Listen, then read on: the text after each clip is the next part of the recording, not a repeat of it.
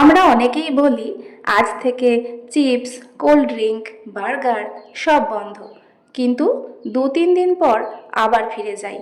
এটার কারণ কি শুধু আমাদের উইল পাওয়ার কম? না, আসল কারণটা আপনার ব্রেনের ভেতরে লুকিয়ে আছে। আমাদের মস্তিষ্কে একটা কেমিক্যাল রিলিজ হয় যার নাম ডোপামিন। যখন আপনি জাঙ্ক ফুড খান, বার্গার, পিৎজা, চিপস, তখন ডোপামিন হঠাৎ অনেক বেড়ে যায়। রেজাল্ট, আপনার ব্রেন বলে এটা আবার খাও, এটা ভালো লাগছে। ঠিক একইভাবে অ্যাডিকটিভ জিনিসও কাজ করে। আর সমস্যাটা এখানেই, হেলদি ফুড যেমন ফল, সবজি এত ডোপামিন দেয় না, তাই ব্রেন অটোমেটিক্যালি জাঙ্ক ফুডই বেশি চাইতে থাকে। আর একটা শকিং রিয়েলিটি, ফুড কোম্পানি ইচ্ছে করে এমনভাবে জাঙ্ক ফুড বানায় যাতে আপনি থামতেই না পারেন। কারণ এই খাবারগুলোয় কম্বিনেশন থাকে সল্ট, সুগার অ্যান্ড ফ্যাট।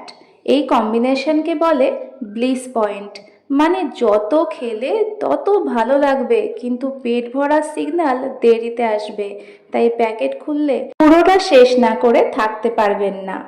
আর একটা কারণ হ্যাবিট লুপ।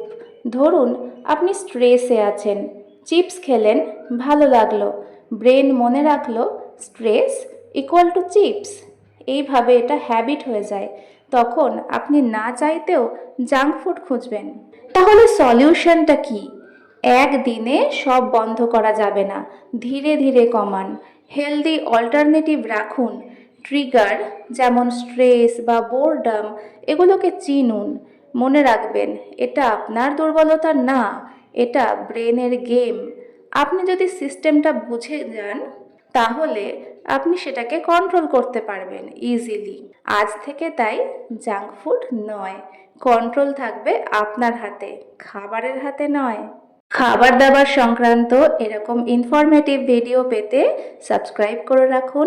এই ভিডিওটা যদি ভালো লাগে লাইক করে দেবেন।